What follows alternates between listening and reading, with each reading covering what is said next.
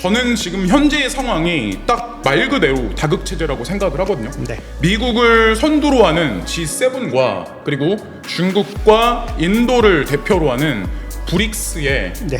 대두가 이게 지금 현재 어떤 그 분기점의 어떤 토대가 아닐까.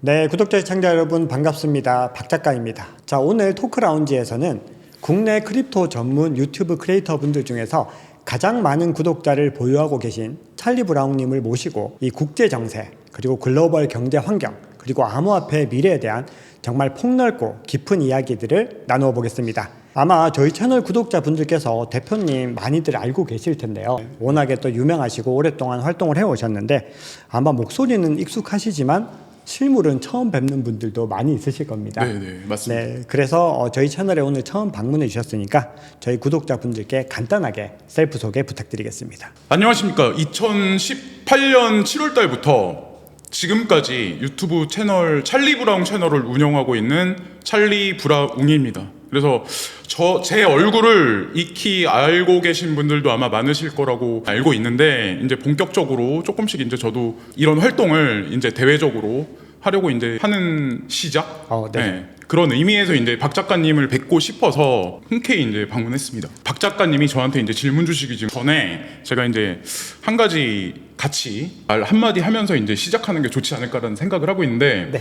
제가 9월 6일 날 뉴스가 나온 게 있어요. 거기 이제 네네. 뉴스 헤드라인에 뭐라고 나와 있냐면 국민들의 80%가 가상자산 시장에 관해서 부정적인 인식이 아직까지 되게 많다는 그런 기사를 제가 봤거든요. 오, 아직까지요? 어떻게 보면 그 뉴스가 우리들한테 전달해주는 의미가 사실은 되게 강력한 메시지가 있다라고 생각을 해요. 오히려 이럴 때가 우리가 더 즐기게 고래 힘줄같이 더 버텨야 될 마지막 고비가 아닐까라는 생각을 합니다. 그런 의미에서 박 작가님하고 제가 화이팅을 한번 외치면서 시작하는 게 좋지 않을까라는 생각을 합니다. 아, 네, 좋습니다. 네. 자, 그러면 제가 하나, 둘, 셋 하면 화이팅 네. 하겠습니다. 네, 네. 하나, 둘, 셋, 화이팅! 네, 그러면 본격적으로 저희 방송 시작해 보겠습니다. 뭔가 시작부터 굉장히 기운이 차는 그런 모습들입니다. 자, 오늘 제가 찰리 브라운 대표님 모시고 너무 좀 다양한 얘기들을 하고 싶어서 질문지를 좀 많이 준비를 했습니다. 네. 자, 그리고 그 영역들이 굉장히 폭넓은데요. 여러분들 굉장히 관심 많으신 국제정세 그리고 지정학적인 갈등에서 시작을 해서요. 비트코인 그리고 알트코인까지 정말 다양한 이야기들을 나누어 볼 예정입니다. 자, 그럼 그 시작으로 먼저 이 지금의 복잡한 국제 정세와 지정학적인 갈등들을 좀 이야기를 해보고 싶은데요. 자, 지금 이런 여러 가지 지정학적인 구도들이 글로벌 거시 경제에도 영향을 미치고 있습니다. 지금 미중 패권 경쟁이 계속해서 이어지고 있고 디커플링에서 디리스킹이라는 용어들도 등장을 하고 있는데요. 자, 미중 패권 경쟁 구도 앞으로 어떻게 전개될 것이라고 대표님 생각하시나요? 제 찰리 브라운 채널에서 이미 뭐 많은 대중분들에게 이미 뭐 제 어떤 그 세계관을 전달해 드렸는데 제 개인적인 소견으로는 이렇습니다. 이제 과거에 이제 달러의 패러다임이 한창 이제 막 확장돼 있었을 시기, 지금은 현재 이제 축소 단계로 들어가 있는 시기인데 네. 그때는 이제 미국이 주도하는 G1 체제였고 그렇죠. 그 이후에 중국이 부상하면서 미국과 중국의 G2 체제가 있었습니다. 그렇죠. 그리고 그 이후에 현재는 다극체제라는 단어를 일부 경제 전문가들이라던가 아니면 교수님들이 꺼내기 시작하는데 네. 저는 지금 현재의 상황이 딱 말 그대로 다극체제라고 생각을 하거든요. 네. 미국을 선두로 하는 G7과 그리고 중국과 인도를 대표로 하는 브릭스의 네. 대두가 이게 지금 현재 어떤 그 분기점의 어떤 토대가 아닐까. 네. 아, 네, 알겠습니다. 자, 그러면 제가 브릭스에 대해서 더 질문을 좀 드려볼 텐데 지금 이렇게 브릭스라는 구조와 G7이라고 하는 구조가 이제 양극화가 되어 있는 그런 구조가 형성되었는데 네, 지금 이 브릭스의 가장 중추적인 역할을 하는 나라는 단연 중국일 텐데 네. 지금 중국의 경제 상황이 굉장히 좋지 못하다라는 기사들이 많이 나오고 있습니다. 최근에는 이 중국의 빈집이 1억 채가 넘는다. 이 기사가 국내 언론들에서 굉장히 많이 회자가 됐고 유튜브에서도 굉장히 많은 어떤 인기를 끌었었죠. 자, 그리고 미국은 인플레이션을 걱정하고 있는데 중국에서는 디플레이션 이야기가 나오고 있습니다.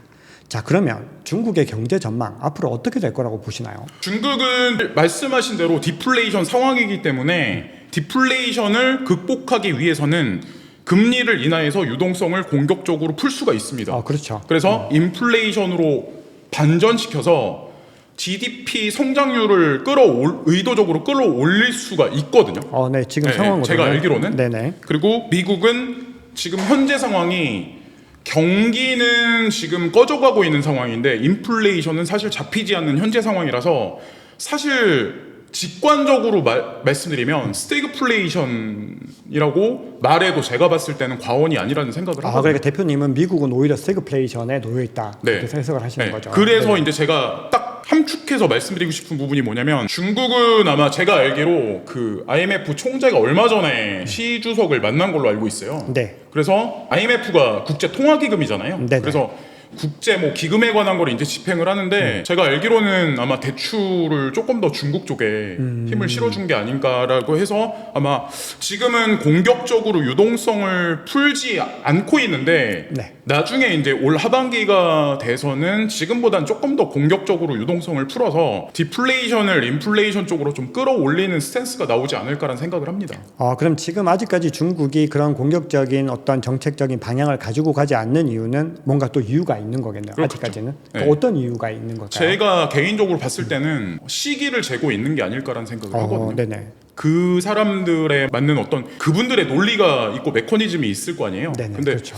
제가 봤을 때는 그런 거? 알겠습니다. 자, 그러면 중국과 미국 이야기를 조금 더 이어가 볼 텐데요. 지금 이제 미국 같은 경우는 이제 대표님께서 이제 경기에 대해서 어떤 스태그플레이션이라는 말씀을 해주셨는데 그럼에도 지금 골드만삭스라든지 어떤 투자은행들은 미국의 어떤 경제가 굉장히 좀 견고하다라는 이야기들을 하고 있고 실제로 고용 지표가 좀 꺾였지만 여전히 지금 어떤 건재한 시그널들이 나오고 있습니다. 자, 그리고 오늘 또 발표된 비제조업 지수 같은 것들도 굉장히 계속해서 지금 이 영역이 활황이라는 어떤 시그널들이 나오고 있는데 이 부분들은 어떻게 또 해석을 해보는 게 좋을까요? 이런 생각을 하거든요. 보통 제롬 펄 연준 의장이 보통 이제 연준 회의가 끝나서는 이런 얘기들을 인플레이션이 높으니까 우린 금리 인상을 공격적으로 해야 된다라고 얘기를 계속 하고 있는 상황이잖아요.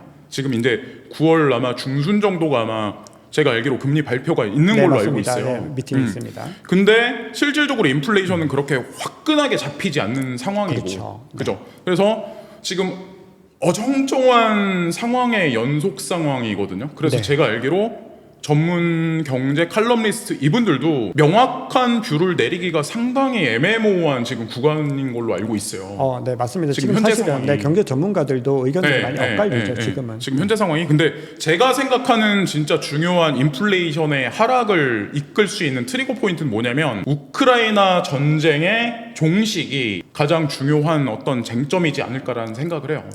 네네. 이게 왜 그러냐면 전통적인 해석법으로 인플레이션이 높으면 제롬 펄 연준 의장이 우리 인플레이션 잡아야 돼. 금리 인상을 공격적으로 해야 돼. 이게 전통 해법으로는 여태까지 맞아왔어요. 그렇죠. 근데 갑자기 복병이 등장합니다. 사실 인플레이션이 통화를 풀어낸 거 대비해서 엄청나게 지금까지 가속이 붙어서 올라갔던 게 첫 번째는 코비드 바이러스로 인해서 인프라망이 와해됐던 거. 네. 그리고 지금 현재는 이제 인프라가 다시 회복되고 있는 현재의 와중이긴 하지만 네네. 근데 가장 중요한 건 가장 최근에 아직까지 끝나지 않는 우크라이나 전쟁으로 인해서 천연가스 가격이나 크루드 오일 가격이 잡히지 않는 근본의 베이스가 사실 거기에 있지 않나라는 생각을 해요. 그래서 연준이나 전 세계 중앙은행들이 손끝 하나 안 건드리고 안 대고 인플레이션을 전면적으로 끌어내리려면 우크라이나 전쟁이 종식되는 시점이 가장 중요한 트리거 포인트지 않을까 생각을 해요. 근데 사실은 지금의 인플레이션을 유발시킨 요인 자체가 사실 우크라이나 전쟁이었었는데 결국은 대표님 말씀은 그 트리거 시작을 유발시킨 그 트리거를 이제 완전히 제거를 하는 것이 결국은 이 사태를 해결할 수 있는 가장 근본적인 마지막 활용 점정일 것이다라고 말씀을 하시는 거죠. 자, 그러면 이제 브릭스 이야기를 조금 더 이어가 보겠습니다. 지금 G7과 이제 브릭스라는 이제 양대 거대 어떤 공동체들이 좀 나눠지는 분위기들을 보이고 있는데, 자, 그렇게 됐을 때 이 브릭스가 성장할수록 이 세계 경제와 질서에는 어떤 영향을 줄 수 있는지, 그리고 브릭스는 앞으로 어느 정도 성장할 수 있을지, 그 전망은 어떻게 보시나요? 이런 거죠. 아까 제가 이제 초반부에 이제 한번 말씀을 드렸다시피 패권의 구도가 갑자기 변해버렸어요. 네. 브릭스가 어느 순간 튀어나오면서 갑자기 급성장했죠. 갑자기 사실. 급성장 해버렸죠. 네. 그리고 미디어들도 그쪽으로 이제 막 부추기고 막 그러면서 뭐 중국 얘기 지금 현재는 막 인도 쪽으로 해가지고 막 이렇게 몰아붙이고 막 그러는데 저는 이제 이런 생각을 하거든요. 그러니까 코비드와 우크라이나 전쟁을 통해서 원래는 미국을 선두로 한 G7이 전 세계 식량과 에너지, 지하자원에 관한 인프라를 사실은 더 브릭스보다 점유율이 높았다라고 생각을 해요. 그렇죠. 근데 어떤 게 있었냐면 그런 사건들이 연이어서 발생되면서 사실은 중동에 있는 아랍 연맹의 산유국들이 오페크가 러시아가 거기 들어가게 되면서 오페크 플러스로 전향됐고 네. 오페크 플러스 자체 전체가 이게 되게 재미난 게 뭐냐면 원래는 달러에 힘을 실어줬어요. 같이 사우디랑 미국하고 해서 그때 오죽하면 페트롤 달러라는 얘기가 있었을 거예요. 그렇죠. 근데 어느 순간 이 에너지 패권 국가들이 에너지 연맹이 급작스럽게 브릭스 쪽으로 전향해 버린 거죠. 그렇죠. 그러면서 많은 일들이 벌어졌는데 이게 에너지에 국한된 얘기가 아니라 아시다시피 지금 뭐 엘니뇨라든가 라니냐라든가 이런 뭐 곡물 자원의 시급한 문제가 그쵸. 점점 우리한테 가까워오고 있고 곡물 자원의 어떤 수확량이 계속해서 시간의 흐름에 따라서 계속 감소하고 있는 현재 추세인데 네. 이 곡물 자원에 관해서 영역 확보를 G7보다는 제가 알기로는 오히려 브릭스가 더 많이 점유하고 있다라고 알고 있거든요. 여러 가지 측면으로 봤을 때는 그거를 베이스로 해서 오히려 G7보다는 브릭스가 조금 더 향후에는 성장할 가능성이 강할 더 가능성이 높다고. 높지 않을까라는 생각을 합니다. 사실 이런 게 있어요. 이게 브릭스에 이번에 6개국이 더 추가가 돼서 11개국으로 늘어났잖아요. 네네. 그 중에 우리가 이제 유심히 봐야 할 두 개의 국가가 있습니다. 하나는 이집트고 하나는 에티오피아라는 국가예요. 네. 그게 왜 그러냐면 이집트가 어떤 위치가 있냐면 지정학적 위치나 아니면 뭐 정치적으로 아랍 연맹에서 어떤 위치에 있냐면 여기가 아랍 연맹의 수장국입니다. 그렇죠. 이념적으로. 네. 그러니까 뭐 GDP 이런 거를 말씀드리는 게 아니라 이념적으로 아랍 연맹의 여기가 핵심이라고 보시면 돼요. 근데 여기가 브릭스에 추가가 됐다. 네. 그러면 그거를 어떻게 설명을 해야 될까요? 아랍 연맹의 오페크 플러스도 G7이 아니라 브릭스 쪽으로 전향됐다. 그러니까 사실은 실리적인 오일 라인도 브릭스 쪽으로 갔고 정치적인 거나 이념적인 것도 오히려 애매모호한 상황이 아니라 브릭스 쪽으로 다 전향해버린 현재 상황이죠. 하다못해 이번에 이제 뭐 지금 현재 뭐 인도가 떠오르고 있는데 다음 세대는 아프리카라고 저는 알고 있거든요. 네. 아프리카에서도 정치적으로 되게 중요한 어떤 중심국이 에티오피아라는 국가예요. 네네. 여기도 마찬가지로 그쪽으로 들어갑니다. 브릭스로. 네. 그래서 이집트를 중심으로 한 아랍 연맹이 30개국이 넘어요. 에티오피아를 중심으로 한 아프리카 연맹이 여기도 30에서 40개국이 되거든요. 그래서 표면상은 6개국이 추가된 11개국의 브릭스 플러스지만 사실 미디어에 나오진 않지만 사실 더 많은 국가들이 한 뭐 60에서 70여 개 되는 국가들이 사실은 네네. 그렇게 봐야 하지 않을까라는 생각을 합니다. 그리고 이제 또 중요한 거는 이제 잠깐 이게 제가 설명을 하다 보니까 이제 약간 논점이 일탈했는데 저희 이제 이런 생각을 하거든요. 그러니까 어떤 게 있으면 기존에는 이제 페트롤 달러에 있었을 때 사우디아라비아라든가 아랍에미레이트라든가 전략 무기를 수입을 할 때 주로 이제 미국에서 전략 자산을 이제 수입을 많이 했었는데 그렇죠. 일방적으로 사실 어느 순간부터 이 무기 수입 라인이 러시아 쪽으로 바뀝니다. 그게 좀 비율이 많이 좀 유의미한 비율로. 점진적으로 계속. 네, 여러 가지 복잡한 상황들이 있는데 좀 그렇게 저는 요렇게 좀 들렸습니다. 사실은 이제 지금 인플레이션이 유발되는 이유도 사실은 이런 구조들이 변경되면서 일어난 일인 거죠. 그렇죠. 왜냐하면 싸게 뭐 물건들을 갖다가 떼올 수 있었던 거죠. 왜냐하면 그쵸. 인건비가 낮은 중국이라든지 그렇죠. 뭐 동남아 국가들에게서 그렇게 했는데 중국이 그 역할들을 이제 하지 않겠다. 그렇죠. 포기하면서 유발됐고 그리고 지금 일어나고 있는 어떤 이 미국의 어떤 공장들이나 이런 거는 또 한편으로는 어떻게 보면 좀 핵심 사업들 이렇게 핵심 전력들 반도체를 비롯해서 이런 여러 가지 뭐 2차 전지라든지 뭐 여러 가지 좀 핵심적인 미래 산업에 대해서는 미국도 이제는 뭐 제조업을 좀 더 늘려서라도 지금 그것들을 좀 감수하려는 움직임들이 아닌가라는 생각들을 좀 많이 하게 됩니다. 자, 중국은 나이가 들었고 인도는 젊다라는 얘기가 있습니다. 실제로 인구 비율을 보면 중국은 좀 노령 인구들이 많이 늘어나고 있는데 인도는 젊은 인구들이 좀 많이 있죠. 자, 그리고 최근에는 이 인도가 중국의 인구를 추월을 했기 때문에 뭐 일단 언론이나 이런 곳에서는 인도가 굉장히 중요하게 떠오를 것이다라는 강조를 하면서 어떤 중국과의 어떤 경쟁 구도 같은 것들을 좀 붙이는 그런 분위기들도 나오고 있는데요. 대표님은 향후에 인도가 중국을 꺾고 G2에 등극할 수 있을 거라고 보시나요? 저는 그렇게는 힘들지 않을까라는 생각을 네네. 합니다. 이건 제 개인적인 견해가 아니라 국제 GDP의 어떤 순위나 미래에 관해서 보통 이제 제가 데이터를 많이 참고를 많이 하는데 네. 보통 기본적으로 이제 IMF라든가 아니면 뭐 맥킨지 컨설팅 아니면 뭐 프라이스 워터스 쿠퍼스 뭐 PwC 이런데 데이터를 많이 참고해서 저는 거기다 이제 뭐 많은 자료를 추가를 해서 합리적인 결론을 도출을 하거든요. 네네. 근데 거기에도 나와 있는 게 보통 보면은 인도가 중국을 추월한다까지는 없어요. 아직까지는. 네, 아직까지는 그게 왜 그러냐면 저는 이제 이런 생각을 하거든요. 우리 지금 현재 이제 미디어들에는 이런 얘기들이 되게 많이 나와요. 중국은 부동산 때문에 끝났어. 중국은 뭐 고령화 때문에 이제 끝났어란 얘기가 나오는데 저는 이제 시청자분들이 이제 오해하시면 안 되는 게 저는 데이터를 항상 이제 중요시합니다. 중국 성장률은 IMF에서 이제 바라봤을 때 꺾인다 망했다라고 얘기를 하는데 보통 통상적으로 요즘에는 1년에 아무리 안 돼도 4에서 6%의 경제 성장률이 일어나고 굉장히 높은 네, 성장률이네요. 인도 같은 경우는 6에서 8% 정도 성장률이 거의 그 정도로 일어나고 있는 현재 상황이거든요. 네네.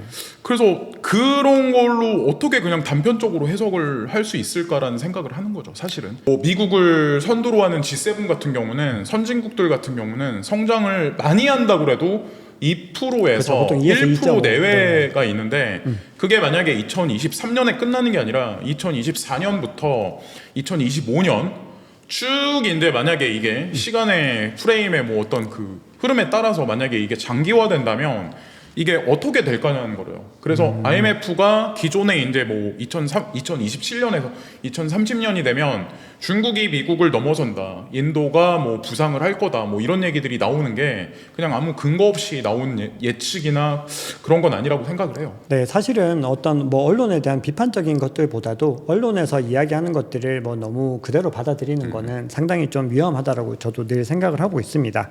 그래서 우리가 어떤 판단을 할 때는 제가 늘 제 채널에서도 강조드리는데 어떤 데이터에 근거를 하는 것이 그래도 가장 좋다라고 생각을 하고 있고요. 자, 그러면 저희 이제 지정학과 관련해서는 마지막 질문 하나만 더 드리고 비트코인 이야기로 좀 넘어가 보겠습니다. 자, 지금 중국과 관련해서 두 가지 이슈만 딱 정리를 하면 좀 좋을 것 같은데요. 자, 우선 중국의 핵심 사업인 1대1로 자, 이게 지금 또 굉장히 좀 많은 부채들을 만들어내고 있다라는 평가들이 나오고 있고 또 한편으로는 시진핑의 가장 중요한 어떤 업적이어야 하는 그런 상황들인데 지금 1대1로에 대해서 어떻게 생각하시는지 그리고 이게 시진핑의 어떤 입지를 떨어뜨리게 될 것인지 거기에 대해서 어떻게 생각하시나요? 이것도 제가 좀 뉴스를 보면서 좀 관찰을 많이 해봤는데 네. 이런 게 있더라고요. 그러니까 중국이 1대1로를 펼쳤던 국가들은 공통적으로 어떤 게 있냐면 무역적으로도 마찬가지로 이제 중국의 입김이 들어가요. 근데 거기에 이제 뭐가 들어가냐면 중국의 금융 인프라망이 거기 또 깔립니다. 그게 뭐냐면 그런 목적이 있었겠죠. 네, 알리바바에서 만들어낸 회사 중에 하나가 지금 싱가포르를 기점으로 한 엔트파이낸셜이라는 회사가 있어요. 엔트파이낸셜은 알리페이랑 관련이 있습니다. 네. 알리페이가 알게 모르게 비자, 마스터 카드 같이 전 세계에 점진적으로 깔려가고 있는 현재 시점이라는 게 조금 약간 관점 포인트지 않을까라는 생각을 하는 거죠. 이것도 어떻게 보면 통화적인 관점과 관계가 그렇죠. 있겠네요. 금융과 관련된 부분들이니까. 근데 그러면 이제 마지막으로 지금 이제 중국이 계속해서 대만을 지금 건드리고 있는데 최근에는 조금 약간 수그러드는 모습들인데 뭐 작년에는 엄청 지금 막 위기설이 막 많이 나돌았었습니다. 근데 그럼에도 지금 2025년 그리고 2027년 뭐 이렇게 위기설이 나오고 있는데 중국과 대만은 전쟁이 일어날 것 같으세요?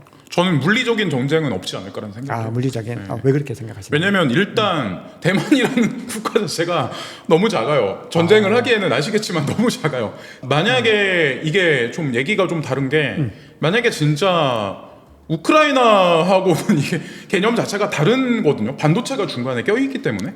그렇죠. 그런 입지들은 차이가 있죠. 네. 그렇죠. 근데 거기서 그 좁은 땅덩어리에서 물리적으로 전쟁을 한다 그럼 폭탄 몇 개를 던지면 거기가 그게 될까요?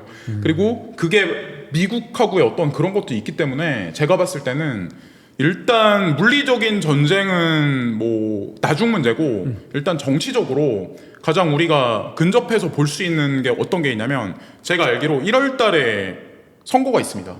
그렇죠. 네, 거기 네. 네, 대만의 총통. 네, 총통. 네. 네. 거기서 이제 정치적인 성향이 어떤 사람이 되냐가 굉장히 따라서 중요하죠. 사실은 전쟁 없이 방향성이 나올 수가 있겠죠. 네네. 네. 그렇죠.